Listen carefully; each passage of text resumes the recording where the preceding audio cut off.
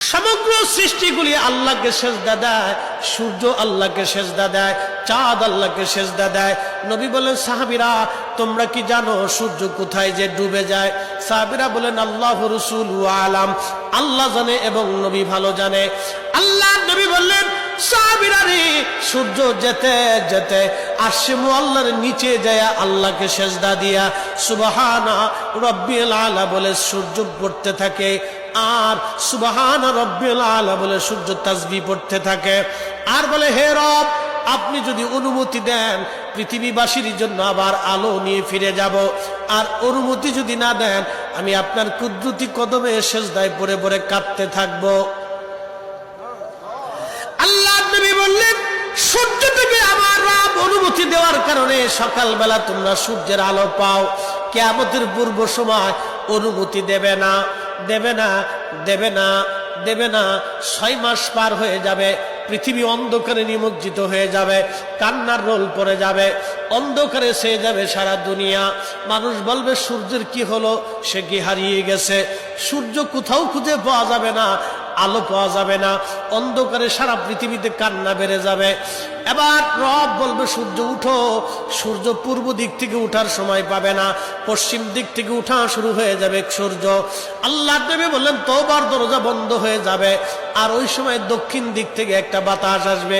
সমস্ত ইমানদার সেই দিন মারা যাবে, কোনো ইমানদার আর থাকবে না, আল্লাহকে আল্লাহ বলে ডাক দেওয়ার মতো কেউ থাকবে না। আল্লাহ ইসরাফিলকে বলবে, ইসরাফিল সিংহায় ফুঁক দাও। আল্লাহর এই ফেরেশতা সিংহা হাতে নিয়ে মুখের কাছে নিয়ে আল্লাহর আরশে মুআল্লার দিকে তাকায় থাকে, একটা সেকেন্ডের জন্য এদিক আর ওদিক করে না। কখন রব হুকুম দিবে সিংহায় ফুৎকার দেওয়ার জন্য? যখন সিংহায় ফুৎকার দিবে, কুরআন বলতেছে, ইদাস সামাউ ফাতারাত, আকাশ ভেঙ্গে ভেঙ্গে ভেঙ্গে ভেঙ্গে পড়তে থাকবে। ওয়া ইদাল কাওয়াকিবু তাসারাত, সমগ্র নক্ষত্রগুলি ভেঙ্গে ভেঙ্গে ভেঙ্গে ভেঙ্গে পড়তে থাকবে।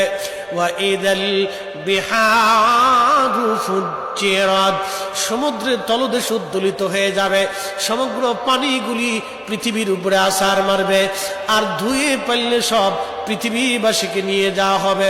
ওয়া ইদাল কুবুরু বুসিরাত, কবরের ভিতরে যাহা আছে সব আমার মালিক আমার রব বের করে দিবে। কবর থেকে মানুষ বের হইয়া সেই দিন হাসরের ময়দানের দিকে দৌড়াইতে থাকবে, সবাই উলঙ্গ থাকবে, কিন্তু আমার নবীকে আল্লাহ 70,000 ফেরেশতা বেষ্টন করাইয়া জান্নাতের পোশাক পরাইয়া মহাসম্মানে ফেরেশতারা মিছিল দিয়ে দিয়া আমার নবীকে হাসরের ময়দানে মাকামে মাহমুদে বসাবে। একবার জোরে বলা যাবে কি আল্লাহু আকবার? বাজান মুসলমান, খুব মনোযোগ দেন। হযরত ইউনূস আলাইহিস সালামের কথা বলছিলাম, মাছের পেটের ভিতরে ইউনূস। চিন্তা করলেন, মরে গেলাম না বেঁচে আছি? লাড়াচাড়া দিয়ে দেখলেন না বেঁচে আছি। দাঁড়ায় গেলেন খোদার পয়গম্বর, দাঁড়ায় যাইয়া সেজদার মধ্যে পড়ে গেলেন।